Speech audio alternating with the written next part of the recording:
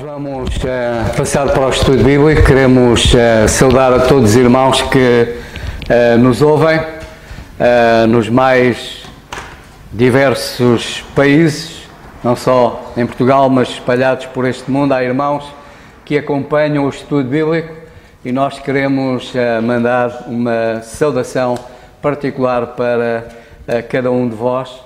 E vamos então passar para o estudo bíblico e para a carta aos Colossenses no capítulo 4, e vamos ler então mais uma vez esta carta, este capítulo 4, que diz assim a palavra do Senhor: Vós, senhores, fazei o que for de justiça e equidade a vossos servos, sabendo que também tendes um Senhor nos céus. Preservai em oração, velando nela com a ação de graças, orando também juntamente por nós, para que Deus nos abra a porta da palavra, a fim de falar do mistério de Cristo, pelo qual estou também preso, para que o manifeste como convém falar. Andai com sabedoria para com os que estão de fora, remindo o tempo. A vossa palavra seja sempre agradável, temperada com sal, para que saibais como vos convém responder a cada um.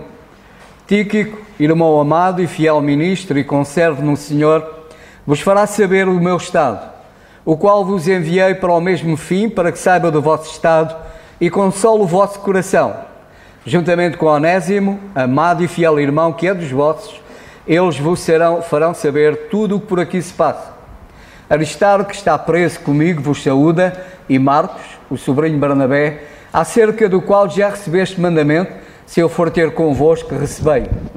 E Jesus, chamado Justo, os quais são da circuncisão, são estes unicamente os meus cooperadores no reino de Deus, e para mim têm sido consolação. Saúda-vos Epáfras, que é dos vossos, servo de Cristo, combatendo sempre por vós em orações, para que vos conserveis firmes, perfeitos e consumados em toda a vontade de Deus. Pois eu lhes dou testemunho de que têm grande zelo por vós, e pelos que estão em Laodiceia, e pelos que estão em Herápolis. Saúda-vos Lucas, o médico amado, e Demas. Saudai aos irmãos que estão em Laodiceia, e a ninfa e a igreja que está em sua casa. E quando esta epístola tiver sido lida entre vós, fazei também o seja na igreja dos Laodicenses, e o que veio de Laodiceia, lede a vós também. E dizei a Arquipo, atenta para o ministério que recebeste no Senhor, para que o cumpras. Saudação da minha mão, de Paulo, lembrai-vos das minhas prisões, a graça seja convosco. Amém. O nosso irmão Alberto, ele já entrou no versículo 13, mas nós ainda temos alguns pensamentos ainda do versículo 12, nomeadamente eu, e sei que também nosso irmão Carlos ainda tem também alguns pensamentos em relação ao versículo 12, e eu queria partilhar rapidamente um pensamento convosco. Neste versículo 12 diz: Saúda-vos Epáfras, que é dos vossos, servo de Cristo, combatendo sempre por vós em orações. E já foi dito, o nosso irmão Carlos já referiu este aspecto e o nosso irmão Alberto, combatente, de combater. E podíamos dizer, irmãos, precisam-se combatentes.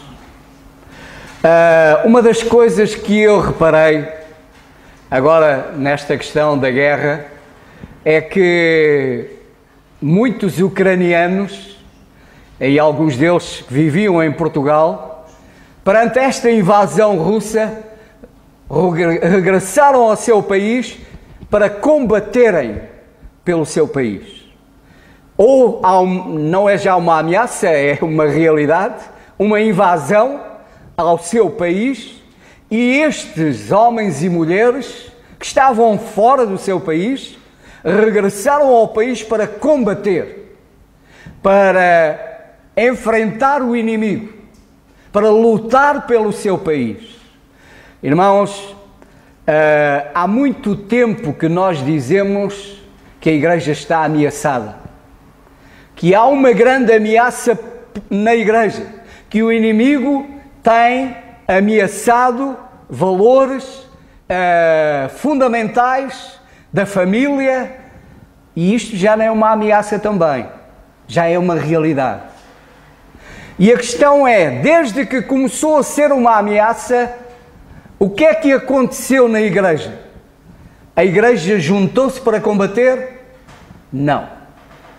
Na minha opinião, grande parte da igreja desertou do combate. São poucos aqueles que ficaram para combater em oração pelas verdades indispensáveis, pela família, pela igreja, pelos valores, pelos princípios, pela igreja. A grande maioria da igreja desertou. E por isso é necessário, precisam-se de combatentes. Epáfras era um combatente. E lemos que ele combatia sempre. Ele era um combatente permanente. Estava sempre disponível. E é isto, irmãos, que faz falta na igreja. Combatentes.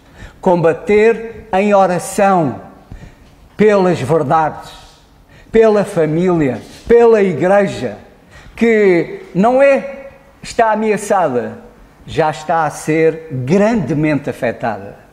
O inimigo tem conseguido vitórias, conseguiu ganhar terreno, conseguiu conquistar, conseguiu destruir verdades. Porquê? Porque na igreja faltam combatentes.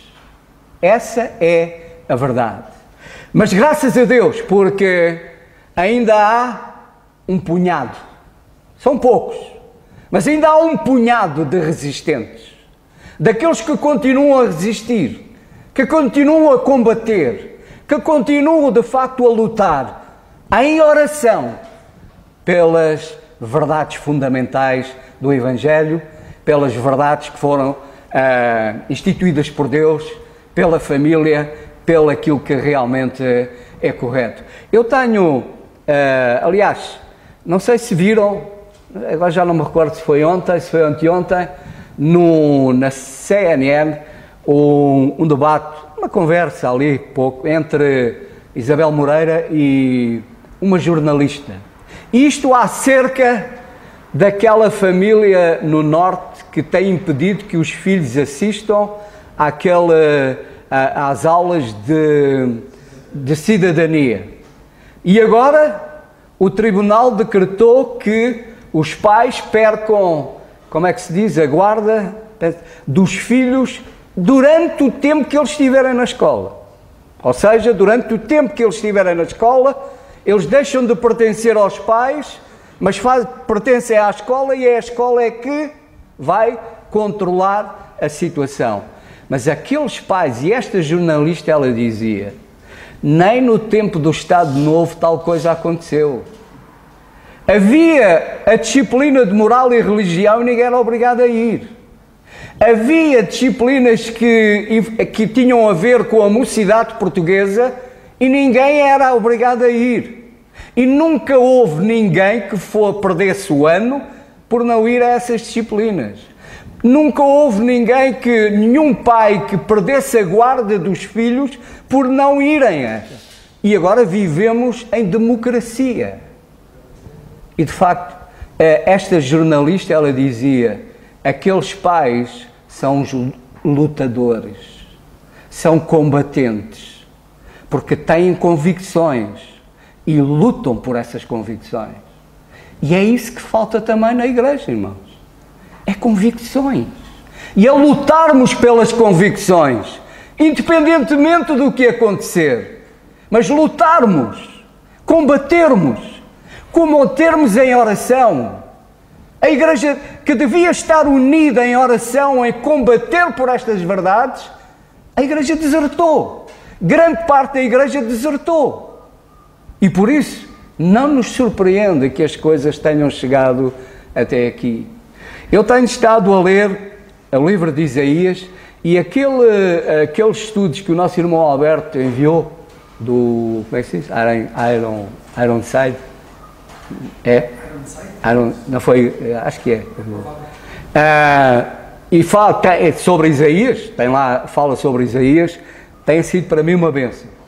E ele refere, não quero ocupar muito tempo, Isaías, mas leiam Isaías 36, O estado em que o povo vivia nessa altura, em que o povo se encontrava nessa altura, não é diferente do que vivemos hoje.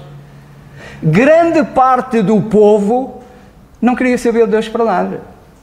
Não queria saber da palavra de Deus. E por isso o rei da Assíria, ele vinha como se diz, de peito cheio, dizer: mas quem são vocês? Eu tenho derrotado toda a gente, vocês não são diferentes. E é melhor, Isaías 36, Isaías capítulo 36, diz assim,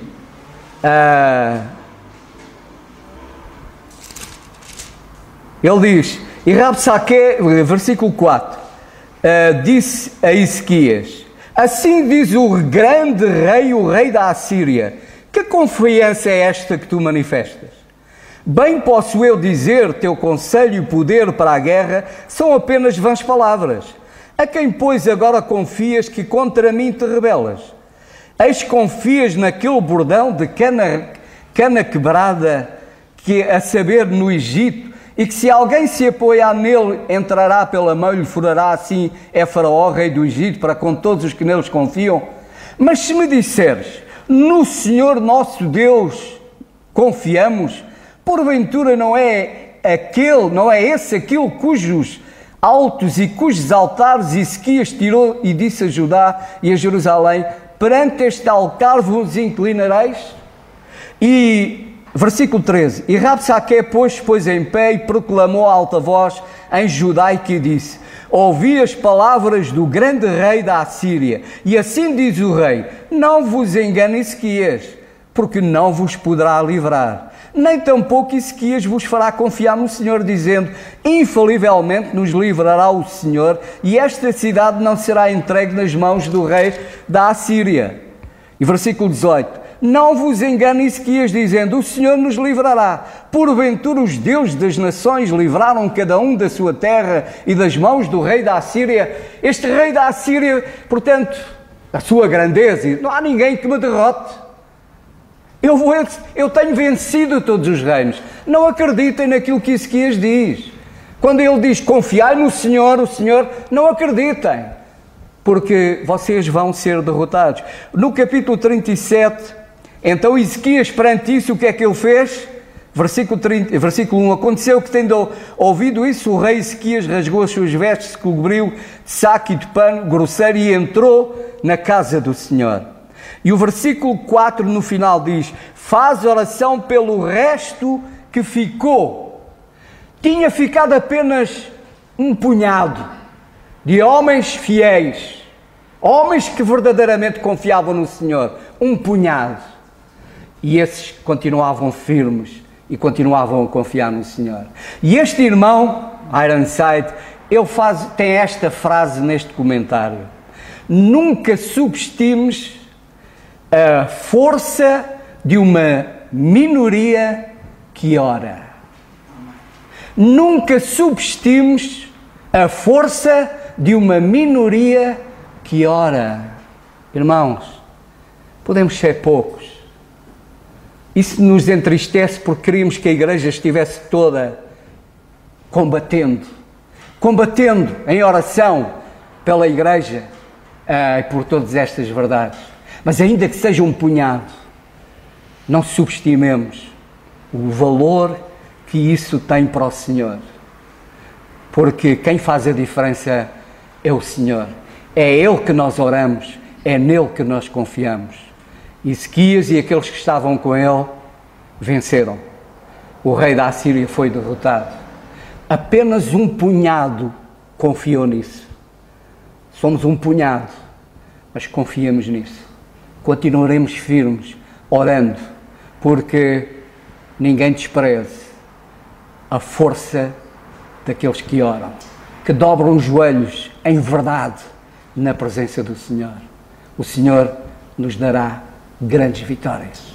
Agora, irmãos, termino como comecei. Precisam-se de combatentes. Que o Senhor nos ajude. Amém. Irmãos, só para rematar aqui o capítulo 4 e versículo 12, eu gostava de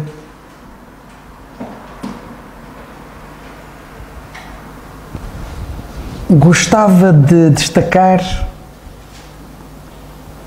vamos ler o versículo. Saúda-vos Epáfras, que é dos vossos, servo de Cristo, combatendo sempre por vós em orações. E sobre isto ainda agora acabamos de ouvir. Para quê? Para que vos conserveis firmes, perfeitos e consumados em toda a vontade de Deus. Olha, só isto, cada afirmação destas dava para ficar aqui não sei quantos dias. Bem, uma vez li acerca de um crente que tinha um amigo descrente. Eles eram muito amigos. Havia muita confiança. E, naturalmente, que o amigo que era crente queria que o descrente se convertesse. E lutou muito por isso. Mas o amigo dele, que era descrente, era muito incrédulo. E troçava da fé dele. E o amigo que era crente vinha-lhe com a Bíblia. E ele dizia, eu não acredito nesse livro. Isso é só histórias da carochinha e não acredito nada disso. Esse livro não é verdadeiro. Eu disse, não. Um dia ele passou-se. O crente que era amigo do descrente, um dia passou-se. E virou-se para ele, estavam sentados à mesa de um café, virou-se para ele, levantou-se, o outro estava em frente, a mesa de café é curta, não é? Levantou-se, chegou-se assim ao pé dele, agarrou-lhe no nariz, apertou-lhe o nariz com tanta força, que até o nariz deitou sangue. E ele pegou na Bíblia, a seguir, outro momento de conflito, e ele, o crente, pegou na Bíblia, abriu-lhe a Bíblia em Provérbios 30:33, que diz assim, o espremer do nariz produz sangue. É verdade ou não? É verdade ou não? Isto é balelas? É histórias da carochinha? Então diz-me lá uma coisa, é verdade ou não o que a Bíblia diz? É uma coisa curiosa, parece uma coisa trivial. E é claro que eu não aconselho que vocês façam isso aos crentes e aos incrédulos. Mas ele sentiu-se à vontade para fazer isto porque eles eram muito amigos, de facto. Eles eram muito amigos, haviam esta confiança. E naquele caso funcionou. E foi fantástico. Mas eu estou-vos a dizer isto porquê? Porque a Bíblia tem razão em tudo, irmãos. Não é só em Provérbios 30:33 que a Bíblia tem razão. A Bíblia tem razão quando diz que nós precisamos de combater, como o nosso irmão José Carvalho agora falou, e combater como Epáfras, com uma finalidade, para que os crentes se conservem firmes, perfeitos e consumados em toda a vontade de Deus. Eu, talvez um dia, se o Senhor permitir, possa falar alguma coisa sobre isso. Eu tenho andado a ler o livro de Êxodo, o nosso irmão José anda a ler o livro de Isaías, eu ando a ler o livro de Êxodo. E no livro de Êxodo, no capítulo 28 e versículo 38, quando lemos já acerca do sumo sacerdote e das vestimentas que ele tinha, e ele tinha que levar na fronte várias coisas. E uma das coisas que ele tinha que levar é aquilo que a Bíblia chama a iniquidade das coisas santas. Vocês já pensaram bem nisto? Sabem o que é as coisas santas têm iniquidade? Têm. Não vou falar agora sobre isso, porque isso levava-nos aqui a uma grande conversa. Mas o que eu vos quero dizer é que quando eu às vezes vejo irmãos meus fraquejarem e caírem e não serem aquilo que eles são, culpo-me próprio a mim mesmo. Apesar da minha entrega, apesar da minha dedicação, até apesar da minha oração por eles, sabem porquê? Porque há iniquidade nas coisas santas que eu possa fazer. Não sou perfeito na dedicação, não sou perfeito na oração, não sou perfeito no combate, não sou zeloso e tão fervoroso quanto deveria ser. A Bíblia fala na iniquidade das coisas santas. Nós podemos estar envolvidos, estar empenhados, e ainda assim, apesar disso, haver iniquidade, porque não somos perfeitos. Percebem?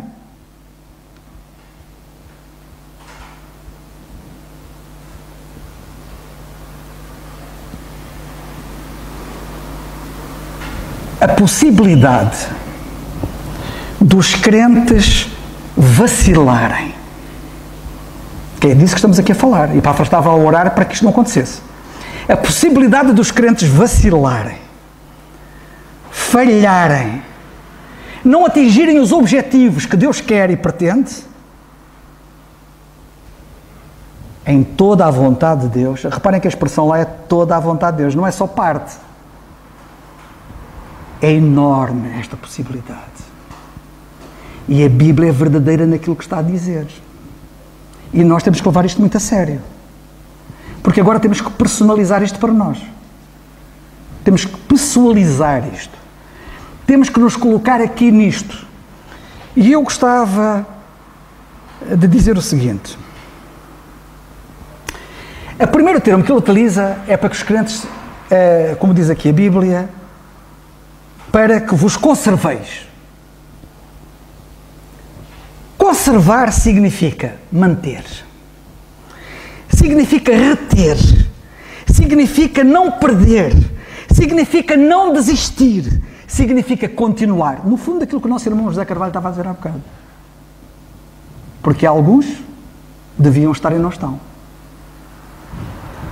Não se conservaram, não se têm conservado, não se têm mantido, não têm retido, não têm perdido, têm desistido, não têm continuado.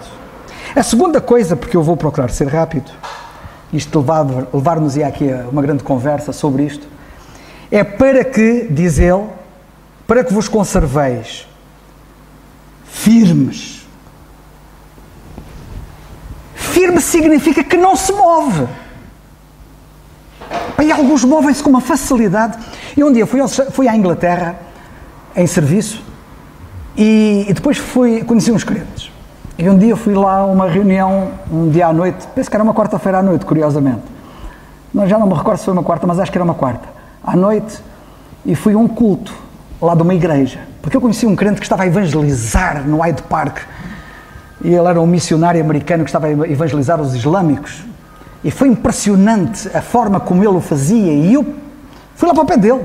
Porque ele era só ele e tinha um enxame dele já à volta dele. E ele ali firme. E eu disse assim, eu vou para lá para o pé dele. E fui lá para o pé dele. E depois de estar lá ao pé dele, ele no fim virou-se e disse-me, olha, estava eu e uma rapariga alemã. E ele disse assim, eu só de olhar para as vossas faces, vejo que vocês são crentes. Vocês têm algum plano para agora à noite? Isto era ao fim da tarde. Não, estou livre. E a rapariga também disse que também estava. Disse, se vocês quiserem, venham comigo. E assim fomos.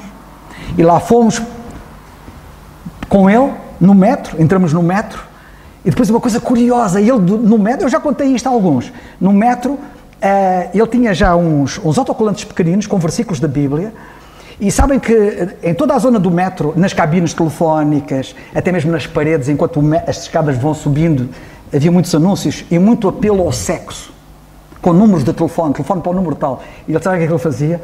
Ele pegava naqueles autocolantes, ele tinha uma prática, aquilo ele colava, íamos, por exemplo, na escada rolante, não é? E ele, epá, ele tinha uma agilidade, já tinha uma destreza a fazer aquilo, e então colocava esses versículos que eram autocolantes, versículos pequenos, em cima dos números de telefone. E depois aquilo dizia, ligue, e em vez de dizer o número, dizia o versículo. E o versículo, eram 2 versículos que ele tinha. Um dizia assim, os olhos do Senhor estão em todo lugar, observando os que praticam o mal e o bem. É logo um versículo. E o outro versículo dizia assim, aquele que segue o mal, ou que persegue o mal o apanhará. Epá, eu gostei daquilo. Bem, ele conquistou-me. Estávamos num metro cheio de gente, hora de ponta, fim do dia, e ele, como já era de uma certa idade, já tinha uns 70 anos, e ele lá conseguiu um lugar sentado, e nós os outros íamos de pé, e ali ao pé dele, ele sentado sempre a ler a Bíblia. Epá, aquilo impressionou-me.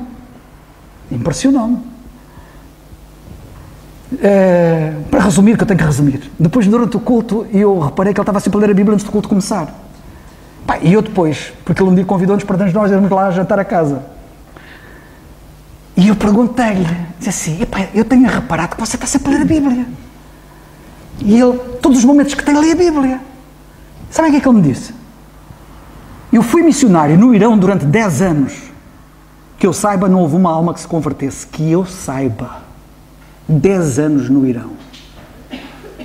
Dean McLean, nunca mais me esquecerei do nome dele. Dean McLean.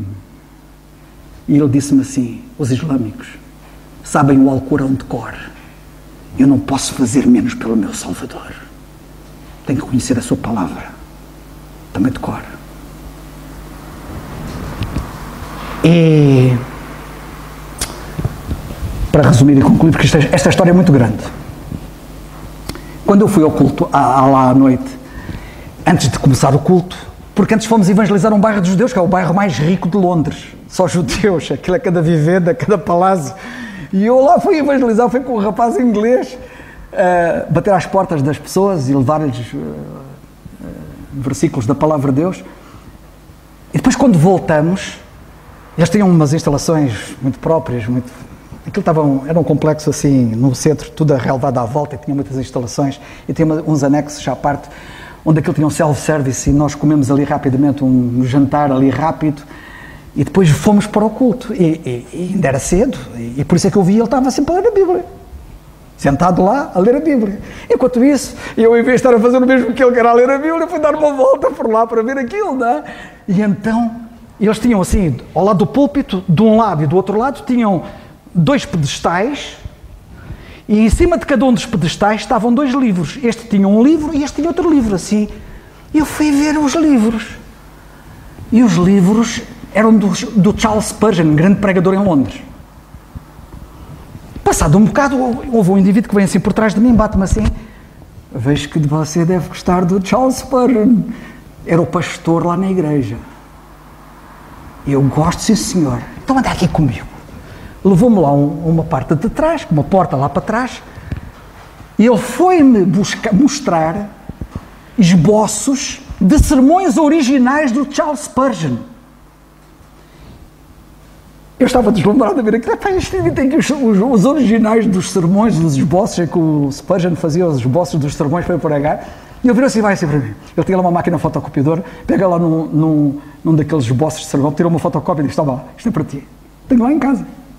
Ainda hoje. Ele depois foi pregar. E ele pregou sobre: tu és Pedro, e sobre esta pedra edificarei a minha igreja. Nunca mais me esqueço. Mateus 16. E ele começa a falar de Pedro, que a palavra no grego é a palavra Petros, que é um fragmento de rocha, que é uma pedra. E ele diz, no original, a palavra pedra significa uma pedra que se move facilmente. E nós olhamos para a vida de Pedro e vemos como ele tantas vezes se moveu facilmente. E Epáfras não queria que isto acontecesse com os crentes. Queria que eles fossem firmes, que não se movessem facilmente, que não vacilassem, que fossem estáveis, sólidos, inabaláveis e pontos de apoio. Um indivíduo que é firme é um ponto de apoio. Se vocês precisarem de um ponto de apoio para um socorro, para uma ação de resgate, para uma ação difícil, precisamos de um ponto de apoio firme, porque se o ponto de apoio não for firme, vamos na enxurrada e vamos também na desgraça. E nós precisamos de ter crentes que sejam pontos de apoio firmes. E nós às vezes temos alguns, pela graça de Deus, que agarramos-nos a eles. A gente sabe que tem o Senhor, mas também é bom a gente ter ali um irmão que é um ponto de apoio firme, em que a gente se agarra e ele é um auxílio. Alguém que tem determinação. Diz a Bíblia, na nossa passagem, firmes, perfeitos e consumados. E eu gostava, ainda sobre a firmeza, eu queria falar muito, mas não vou falar, sobre a determinação. Quando ele escreve no capítulo 2 e no versículo 5, já passamos lá, já nos esquecemos. Sabem o que ele disse? Porque ainda que esteja ausente quanto ao corpo, diz Paulo, contudo em espírito estou convosco, regozijando-me vendo a vossa ordem e a vossa firmeza, a firmeza da vossa fé em Cristo. Firmeza. E agora, ele olhava para aqueles crentes e assim, são firmes. Epáfras estava ao lado de Paulo. Epáfras sabia, conhecia aquela igreja, conhecia aqueles crentes, sabiam que eles eram firmes, mas sabem o que é que ele orava? Para que eles se mantivessem firmes. Porque nós hoje podemos estar em pé, amanhã podemos cair. Hoje podemos estar bem, amanhã estarmos mal. E daí que a oração é importante não apenas para os que estão mal, mas é importante orarmos para os que estão bem, para que se mantenham bem. E Pedro disse: vós, portanto, amados, sabendo isto de antemão, guardai-vos de que pelo engano dos homens abomináveis sejais juntamente arrebatados e descaiais da vossa firmeza. E Pedro está aqui a dizer: vocês podem descair, vocês estão firmes, mas eu tenho receio que possa acontecer isso e vocês descaiam da vossa firmeza. Depois, perfeitos, ou seja, completos. Um crente completo. Eu às vezes gosto de ouvir falar de um jogador de futebol, ou de um jogador de basquetebol, ou de um jogador... E depois ouvirmos os comentaristas dizer assim: este indivíduo é um jogador completo. Completo. Chuta com a esquerda, chuta com a direita, arremata de cabeça. E ele é um jogador completo. Nós temos que ser crentes completos. Nós temos que ser crentes completos. Que não nos falta nada. O crente completo é aquele que tem o Senhor por pastor. O Senhor é meu pastor, nada me faltará. Que não admite mais. É o crente cheio. Precisamos de crentes cheios. Está completo. Olha, o autocarro está cheio. Já não entra mais nada. Está cheio. E nós temos que ser crentes cheios. A ponto de já não entrar mais nada. Como dizia aquele servo de Deus quando estava a orar, ele dizia: Senhor, não me enchas mais, porque senão eu arrebento. E depois eu disse: Senhor, perdoa-me, antes prefiro arrebentar do que tu me tires a bênção de continuar a ser cheio. É uma coisa impressionante.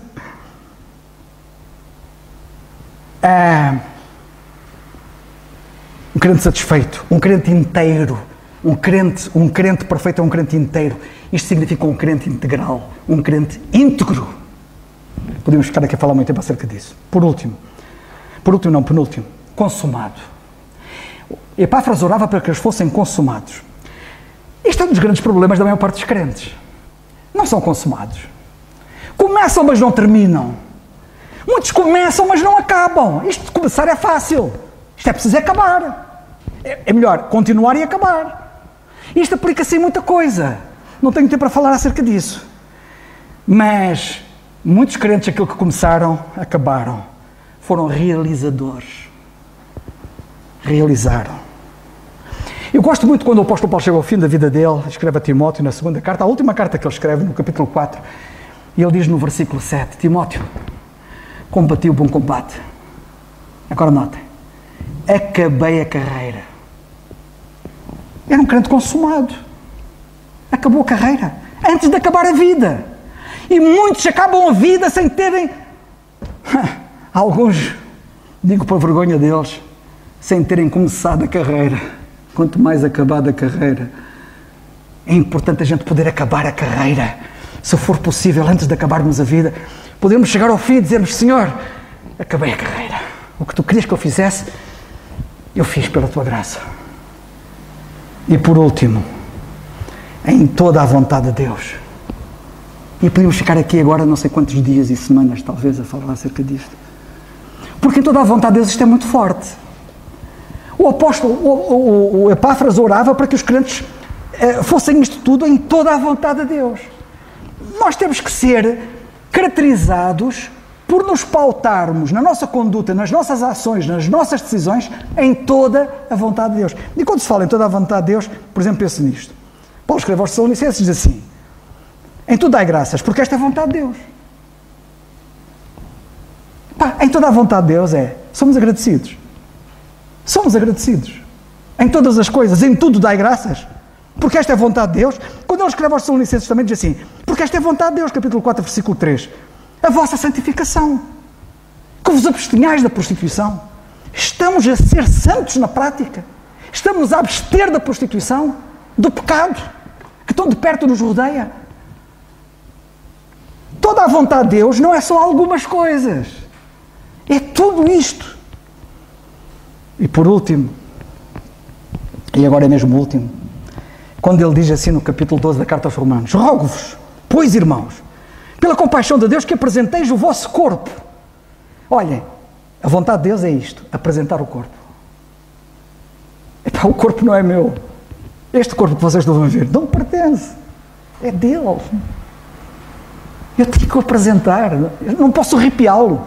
Não posso usá-lo abusivamente para mim, para os meus interesses, para os meus caprichos. Apresentai os vossos corpos em sacrifício vivo, santo e agradável a Deus, que é o vosso culto racional. E não vos conformeis com este mundo. Para nós não podemos tomar a forma do mundo. O mundo tem uma forma e eles querem nos moldar à forma deles. Mas transformai-vos. Temos que ser crentes transformados. Temos que ser diferentes. Temos que ser diferentes do que éramos, do que somos por natureza. Temos que ser diferentes. Diferentes pela transformação operada por Deus. Pela renovação do vosso entendimento. A nossa mente tem que mudar. E nós mudamos de pensar, sabem quando quê? Quando lemos muito a Bíblia. Quando premiamos a Bíblia. E então nós começamos a pensar à maneira de Deus. Já não à nossa maneira. Para quê? Para que isto tudo? Apresentar os corpos. Não nos conformarmos com o mundo. Sermos transformados. Para quê?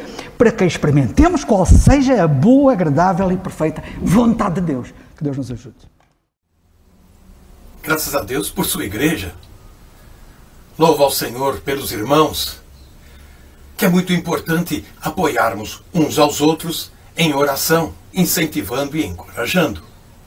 Colossenses 4, no verso 13, a continuação do verso 12. Pois eu lhe dou testemunho de que tem grande zelo por vós, e pelos que estão em Laodiceia, e pelos que estão em Herápolis. Você conhece aquele ditado popular? Muito apropriado para o nosso estudo. Diga-me com quem andas, e eu lhe direi quem tu és. Muito significativo e revela muita coisa. Olhando para Epáfras, vamos encontrar nesse servo de Cristo algo que pode nos influenciar também. Como este homem conseguiu obter tamanha sabedoria ou compreensão do Evangelho da Graça para transmitir para a sua cidade e para as cercanias, os vizinhos, cidades próximas também. Isso é poder de Deus. Paulo ele estava em Éfeso, Atos 19, provavelmente Epáfras, saindo de Colossos e viajando cerca de 100 e tal quilômetros, 120 quilômetros, chegou a Éfeso, uma cidade litorânea, do lado leste. Então, do lado oeste, pôde ouvir o apóstolo Paulo, aprender do apóstolo Paulo e levar a mensagem do Evangelho da Graça para a sua cidade e para as cidades vizinhas também, que conheceram o seu testemunho e a sua mensagem. A oração deste homem pela sua cidade Colossos e pelas cidades adjacentes revela muita coisa. Ele pede firmeza, perfeitos, plenamente seguros em toda a vontade de Deus. Ele sabia e temia pela perseguição aos cristãos naquela região, principalmente dos falsos ensinos que rodeavam e seduziam os cristãos, assim também no nosso tempo, além de perseguições e indiferenças. O falso ensino que tenta misturar a verdade revelada de Deus nas Escrituras com ciência, com filosofias humanas. Provérbios 13, no verso 20. O que anda com os sábios ficará sábio, mas o companheiro dos tolos será destruído. Aqui nós temos um ponto muito importante a observar. Com quem andamos? Quem são as nossas influências? Quem são aquelas pessoas formadoras de opinião que acabam formando em nós um novo caráter? Assim nós temos que ter cuidado e buscar pessoas sábias, pessoas que estão andando com Deus. Paulo diz que ele era imitador de Cristo e nós devemos ser imitadores do apóstolo Paulo. 3 características destas cidades. que é o objetivo da oração de Epáfras. Colossos, no Império Grego, 200 anos antes de Cristo, foi uma cidade riquíssima, foi uma cidade próspera, um centro financeiro. Porém, já no Império Romano, e na época que Paulo escreve, no cerca dos anos 60 depois de Cristo, já é uma cidade decadente. Devido a um terremoto, essa cidade nunca mais se levantou. E aqui está um homem orando por uma cidade decadente. E pelo desespero de retomar ao brilho de outrora, poderia fazer qualquer negócio. Hierápolis, uma cidade muito próxima, 20 quilômetros uma da outra, era uma cidade de águas termais, curativas, e isso atrai espiritualismo na região. E ela era um centro de atividades pagãs. E assim, um templo pagão, um lugar místico, atraía, seduzia e poderia influenciar qualquer cristão.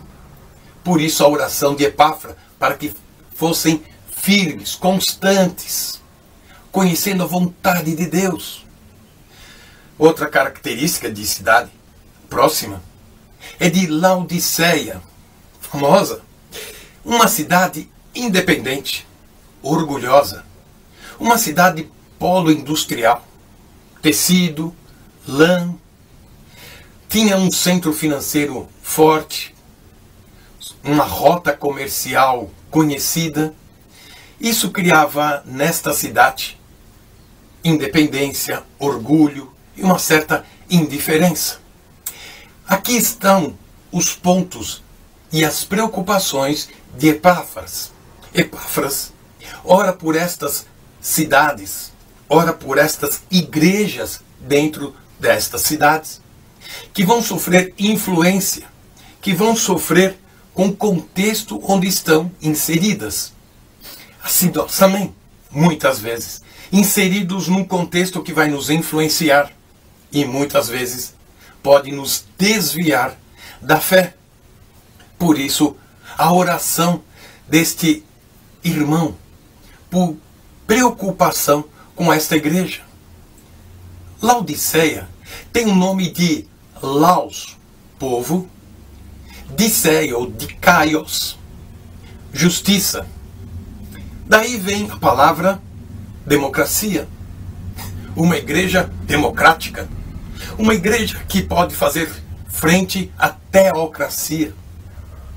Com seus pensamentos, com suas experiências, com seus avanços. Não é muito semelhante ao que vivemos hoje em dia? Por isso nós precisamos nos atentar às Escrituras e clamar ao Senhor para não sermos influenciados na roda que estamos inseridos. Primeira carta de Paulo aos Coríntios, 15:33. Não vos enganeis, as más companhias corrompem os bons costumes. Que o Senhor tenha misericórdia e nos ajude a enxergarmos, a caminharmos na senda da graça, para louvor e glória do seu nome. Amém.